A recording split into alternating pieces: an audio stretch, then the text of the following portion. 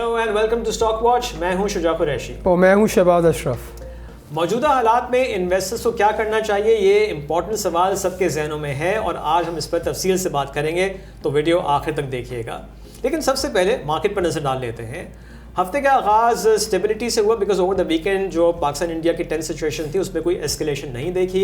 इसके अलावा मंडे को मॉनेटरी पॉलिसी कमेटी की मीटिंग भी थी और अप्रैल का जो इन्फ्लेशन नंबर आया था, जो हमने पिछले प्रोग्राम में डिस्कस भी किया था 0.3% का, उसके बाद कुछ एनालिस्ट जो इससे पहले कोई कट एक्सपेक्ट नहीं कर रहे थे इंटरेस्ट रेट में, उन्होंने भी थोड़ा सा अपना स्टांस चेंज किया और 50 बेसिस पॉइंट यानी हाफ कट वो एक्सपेक्ट करने लगे।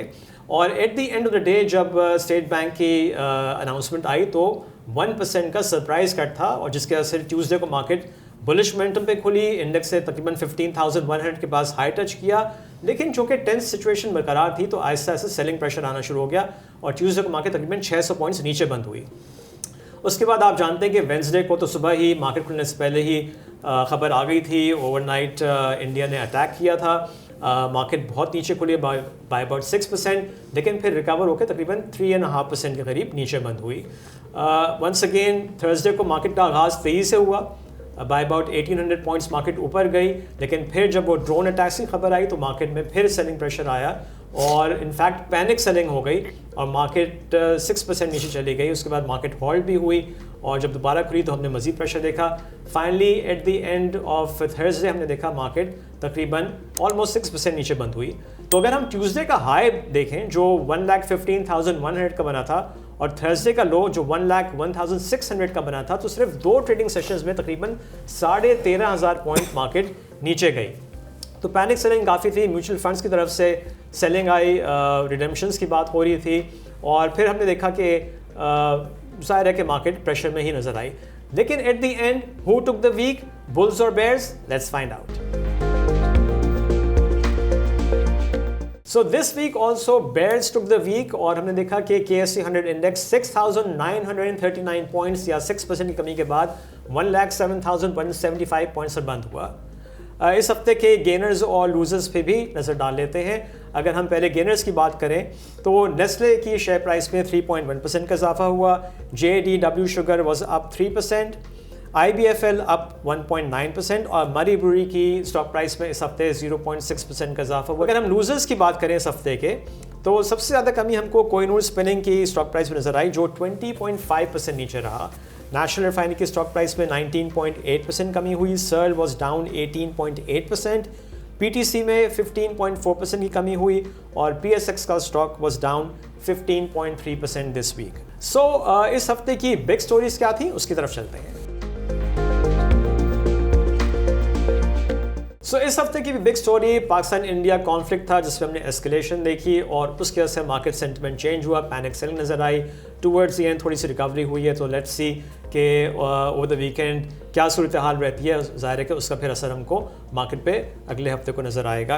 अच्छा, इसके अलावा ऑन द पॉजिटिव साइड जैसे बताया कि स्टेट बैंक ने जो 1% का कट किया, अब पॉलिसी रेट 12% से कम होकर 11% आ गया है, ये भी बिग स्टोरी थी। और इसके अलावा फ्राइडे को IMF की बोर्ड मीटिंग स्केड्यूल थी जहाँ पे ऑफ कोर्स $2.3 बिलियन की लोन अप्रूवल की एक्सपेक्टेशन मार्केट ने रखी थी और जब भी हमने देखा कि फ्राइडे को मार्केट में अच्छी रिकवरी भी हुई।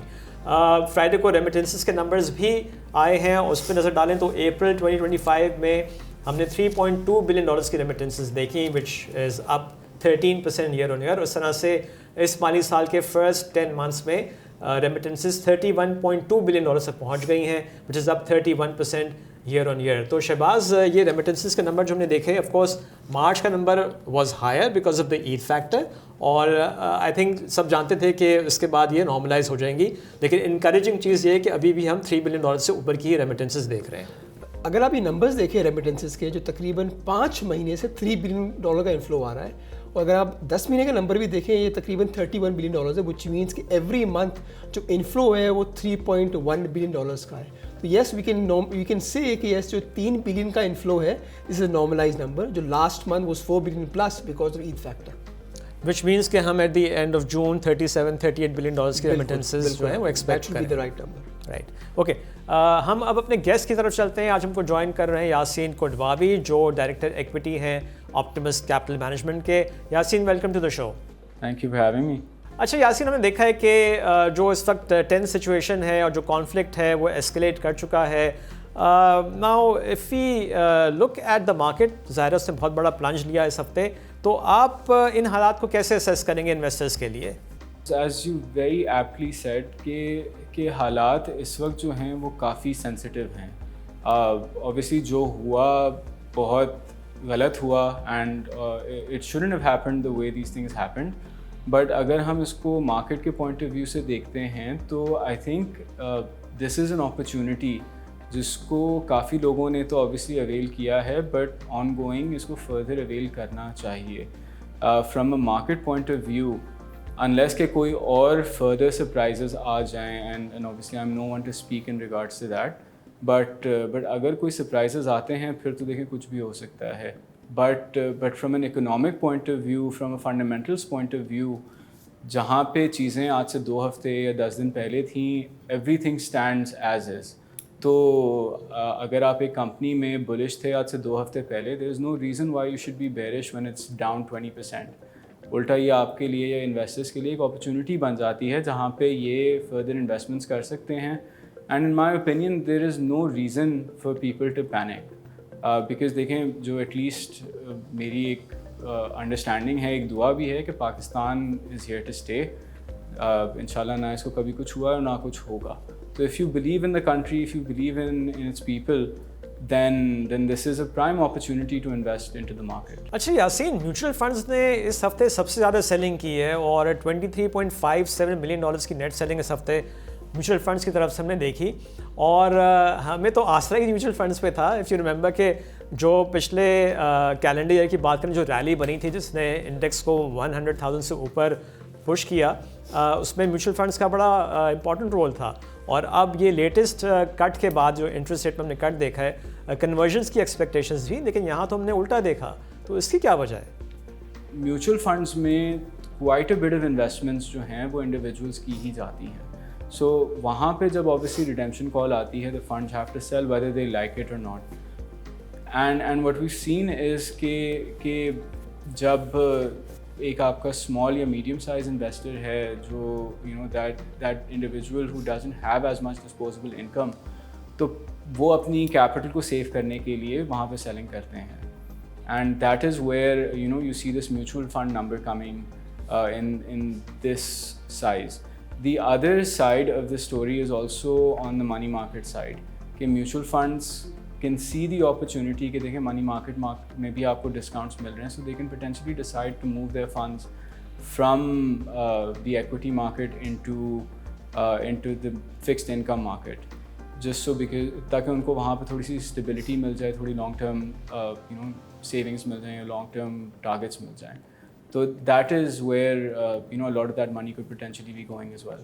तो शहबाज, जैसे मैंने कहा कि मार्केट में इन्वेस्टर्स एक्सपेक्ट कर रहे थे कि म्यूचुअल फंड्स आएंगे, इंटरेस्ट रेट और कट हो गया है, फिक्स्ड इनकम से कन्वर्जन्स होंगी, लेकिन यहाँ हम ऑपोजिट चीज़ देख रहे हैं. आपका क्या एनालिसिस है इस पर? देखिए, if I am right, about 30 to 40% जो investors in the mutual funds are individuals, right? बाकी कॉर्पोरेट्स होते हैं. सो यस, इस तरह की हम सेलिंग हमेशा देखते हैं कि जब ये कोई पैनिक आता है मार्केट में, तो mutual fund the first one to probably sell in the market.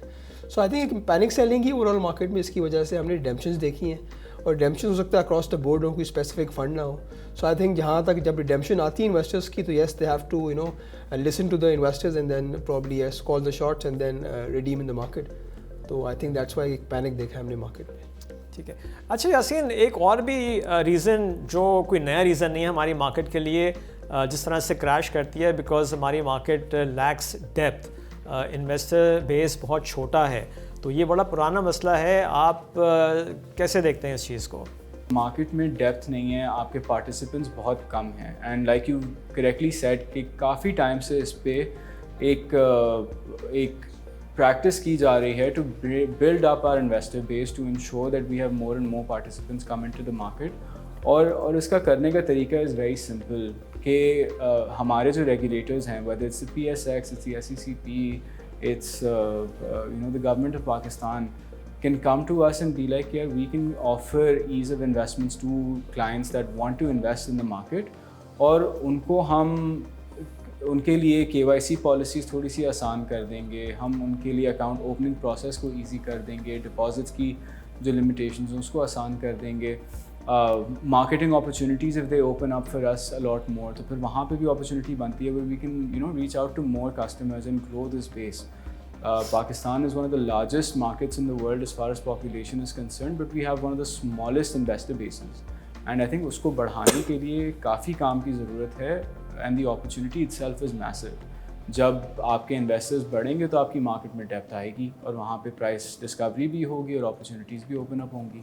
तो यासीन, करंट सिचुएशन में इन्वेस्टर्स को क्या करना चाहिए, ये एक इम्पॉर्टेंट सवाल है, हर कोई पूछ रहा है। क्या चूँकि अभी भी अनसर्टेनिटी है और जिस किस्म की हमने एस्केलेशन देखी है, तो ज़ाहिर है कि लोग पैनिक करते हैं, they want to protect their capital. तो क्या करना चाहिए इन्वेस्टर्स को आपके ख्याल में? Warren Buffett, who's I think one of the best investors in the world and best minds as far as the market and economy is concerned, उनका एक बहुत मशहूर कॉल है कि be fearful when others are greedy, be greedy when others are fearful. And हमारा mindset should be for investors in the market to be greedy. आपकी dividend yield has jumped up significantly. जहाँ पे आप 10, 11, 12% की yield पे चीज़ें purchase कर रहे थे, आज वही स्टॉक्स आपको इस वक्त 13, 14, 15% और sometimes even higher percentage returns दे रहे हैं from a dividend point of view. Market का PE has gone down to almost 5.5, तो अपॉर्चुनिटी तो है। So my advice is for people to identify fundamental blue chip stocks जो आपको एक अश्योरेंस देते हैं कि उसमें आपको ग्रोथ मिलेगी और आपको अश्योरेंस देते हैं कि उसमें आपको एक कांस्टेंट डिविडेंड मिलेगा, तो उसमें डेफिनेटली बाइंग करनी चाहिए। अच्छा शहबाज, जो यासीन कह रहे हैं वो ऑफ कोर्स सही बात कर रहे हैं, लेकिन यहाँ अक्सर इन्वेस्टर्स ये भी तो सोचते हैं ना कि जो अगेन करंट हालात में मार्केट कितनी नीचे जाएगी, बॉटम कहाँ होगा, nobody can predict the bottom. Even जो उन्होंने वॉरेन बफेट की एग्जांपल दी, वो भी नहीं प्रिडिक्ट कर सकते कि मार्केट कहाँ बॉटम करेगी, कहाँ टॉप करेगी। तो इसलिए भी ऐसी सिचुएशन में अक्सर लोग सोचते हैं कि अभी तो जो मिल रहा है वो रख लो और फिर देखेंगे जब हालात सही हो जाएंगे। देखिए इंपॉर्टेंटली अगर आप देखें ना इस वीक हुआ क्या है, अगर आप देखें 22 अप्रैल को जो लेवरेज पोजीशन थी टोटल मार्केट में वो अबाउट 66 बिलियन रुपीस थी। Now that position is about under 40 billion. तो हमें इससे ये समझ आता है कि जो लेवरेज बायर्स थे उन्होंने अपना माल काटा है, पोजीशन ट्रिम करी है, बिकॉज मार्जिन्स कॉल आ जाती हैं तो उनको पोजीशन ट्रिम करनी पड़ती है। आई थिंक यासीन सही बोल रहे हैं कि जहाँ तक फंडामेंटल्स हैं, जहाँ तक हमारे इकोनॉमिक फंडामेंटल्स हैं या कंपनी के फंडामेंटल्स हैं, दे आर इंटैक्ट। वही बात है कि जो आपका प्राइस अर्निंग रेशो जो एक हफ्ते पहले 6.5 टाइम्स पे था वो एकदम से 5.5 पे आ गया। So I think investors का focus should be little medium to long term, and they should invest in quality and high dividend yield stocks. Because base case तो हमारा यही है कि definitely जो market है वो rebound करेगी, और ये जो escalation हुई है between India Pakistan relationship of India conflict जो बड़ा है ये towards de-escalation जाएगा eventually, right? So eventually I think one should start buying and the focus should be in quality stocks, because हमने पहले भी देखा है जब मार्केट इस तरह की सिचुएशन आती है, जिस तरह मार्केट ने करेक्शन दिखाई उसी तरह मार्केट रिबाउंड भी करती है। और इसका हमने एक थोड़ा ये भी देखा आज कि फ्राइडे को मार्केट जो कल 6% गिरी थी आज 3.5% रिकवर भी हो गई है। तो आई थिंक एक अपॉर्चुनिटी इन्वेस्टर्स के लिए है कि invest in quality stocks and don't panic and probably yes the market will bounce back. अच्छा, यहाँ पे मैं एक बड़ी इंपॉर्टेंट चीज़ मेंशन करना चाह रहा हूँ। जब भी लोग स्टॉक मार्केट में इन्वेस्ट करते हैं, एक जो माइनॉरिटी शेयर होल्डर्स होते हैं, जैसे कि आम लोगों की अगर हम बात करें, एक तो ऑफ कोर्स जो कंपनी है, बिजनेस है, उसके ओनर्स हैं, सबसे बड़ा स्टेक तो उनका है।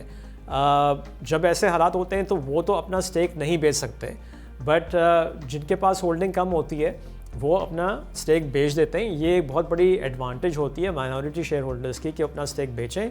बुरे हालात हैं, नज़र आ रहा है कि जी एस्केलेशन हो रही है, या इससे पहले अगर हम कोविड की बात करें या जो दो क्राइसिस आते हैं, टेरिफ का भी इशू आया था, उसमें भी मार्केट एक दिन में काफ़ी नीचे आ गई थी, तो वो अपने शेयर्स बेच सकते हैं और फिर जब हालात सही होना शुरू हों तो दोबारा बाइंग कर लें। तो ये एक बहुत बड़ी एडवांटेज होती है स्टॉक इन्वेस्टर्स के लिए, जिसको जहन में रखना चाहिए। अच्छा यासीन, लास्ट क्वेश्चन, अभी आपने रिसेंटली अल्फला सिक्योरिटीज़ को एक्वायर किया है, तो क्या प्लान्स हैं आपके? तो अल्हम्दुलिल्लाह एज ऑफ 30 अप्रैल हमने सक्सेसफुली अल्फला सिक्योरिटीज़ को बैंक अल्फला से एक्वायर कर लिया, and and we're now in the process of actually moving all of our clients and the business into Optimus. तो इंशाल्लाह in the next couple of weeks सारे clients जो हैं वो इधर move होना शुरू हो जाएंगे and उम्मीद तो यही है कि अगले 1 से 2 महीने में हम ये पूरी transaction finalize करके सारा business Optimus में ले आएँ. Okay, Yasin, thank you very much. So thank you so much. क्या ये वीडियो आपको अच्छी लगी? अभी सब्सक्राइब करें और बेल आइकन पे क्लिक करें. अच्छा शहबाज, जो हमारी डिस्कशन हुई यहाँ पे मैं थोड़ा सा अपने व्यूअर्स को दोबारा बताना चाहूँगा कि स्टॉक्स में इन्वेस्टमेंट एक तो लॉन्ग टर्म के लिए होती है, ठीक है, और दूसरा ये कि आपको पाकिस्तान की मार्केट में जो लोग इन्वेस्ट कर रहे हैं काफ़ी सालों से उनको थोड़ा सा इन बातों का ख्याल रखना चाहिए और हिस्टोरिकल पर्सपेक्टिव को जहन में रखना चाहिए. इंडिया के साथ इस किस्म के वाक़यात पहले भी हो चुके हैं, उसका मार्केट पे एक रिएक्शन आता है. तो 22 अप्रैल को जब ये खबर आई थी तो अगर उस वक्त लोगों ने एक्शन नहीं उस पर लिया, और एक्शन लेने का मतलब ये है कि अगर आपके पास प्रॉफिटेबल पोर्टफोलियो है उस पर थोड़ी पोजीशन आप हल्की कर दें, राइट, कैश पे कन्वर्जन करा लें और फिर मार्केट जब नीचे आए तो फिर आहिस्ता आहिस्ता आपने जो स्टॉक्स लिए हुए हैं और उनकी ज़ाहिर है उस भी आपने पूरे होमवर्क के साथ लिए होंगे कि इसमें डिविडेंड यील्ड अच्छी है, आगे सेल्स और प्रॉफिटेबिलिटी ग्रोथ नज़र आ रही है, तो हम इन्हीं स्टॉक्स को जब ये नीचे आएंगे तो हम आहिस्ता आहिस्ता एक्यूमुलेट करना शुरू कर देंगे. The key word is accumulation, because जैसे हमने अभी डिस्कस किया कि कोई भी नहीं जानता कि मार्केट का बॉटम कहाँ होगा. जहाँ नीचे के हमने देखा लॉक्स हिट हुए, यानी कि एक ही दिन में 10% स्टॉक प्राइस नीचे आई है, तो वहाँ आप थोड़े से ले लें शेयर्स, फिर आपके पास कैश रखें और इस तरह से मार्केट में काम करना चाहिए. आई थिंक सबसे इंपॉर्टेंट है कि before you investing in a certain stock, understand that stock. अगर उस स्टॉक को समझने के बाद समझते हैं कि this is the right price to enter, तो वहाँ आपको इन्वेस्टमेंट करनी चाहिए. और देखिए ना लास्ट 2 वीक्स क्या है, वही चीज़ जो आपको 100 रुपये की मिल रही है अज्यूमिंगली, वही चीज़ 80 रुपये की मिल रही है. तो आई थिंक ये पैनिक है एक अपॉर्चुनिटी इन्वेस्टर्स के लिए कि yes this is a better price to buy और further accumulate the stocks, because हमें ये नहीं पता कि बॉटम क्या है, राइट. सो येस अगर आप समझते हैं कि येस दोबारा एस्केलेशन यहाँ से बढ़ सकती है बिटवीन इंडिया पाकिस्तान, तो आप 100% इन्वेस्ट ना करें, आप मज़ीद 10% 20% इन्वेस्टमेंट करें. एवेंचुअली जो आपकी बाइंग प्राइस होगी या एवरेज बाइंग प्राइस होगी वो नीचे आ जाएगी और eventually this will benefit you in the medium term. अच्छा, एक और इम्पॉर्टेंट चीज़ है और वो ये कि जो हमारी मार्केट में इन्वेस्टर्स काफ़ी अर्से से इन्वेस्ट कर रहे हैं उनको पता है कि a lot of investors trade in stocks और वो लेवरेज करके अपने आप को ट्रेड करें. लेवरेज का मतलब बोरोड फंड्स, उनके पास पैसे इतने नहीं हैं लेकिन वो पैसे बोरो करके और पोजीशन जो है वो अपनी होल्ड करते हैं, और जब इस तरह से मार्केट नीचे आती है तो अ लॉट ऑफ टाइम्स, जो हमने इससे पहले भी देखा है हमारी मार्केट्स में जब क्रैश होती हैं, कि उनकी वो पोजीशन जो होती है उनके मार्जिन्स आउट हो जाते हैं और उनको फोर्स सेलिंग यानी डिस्ट्रेस सेलिंग करनी पड़ती है. और वो डिस्ट्रेस सेलिंग जो है वो एक अपॉर्चुनिटी क्रिएट करती है फॉर लॉन्ग टर्म इन्वेस्टर्स जो कैश पे बैठे होते हैं कि उन लो प्राइसेस पे आके वो एक्यूमुलेट करना शुरू करें. Moving on to the important events of next week, उस पर नज़र डाल लेते हैं.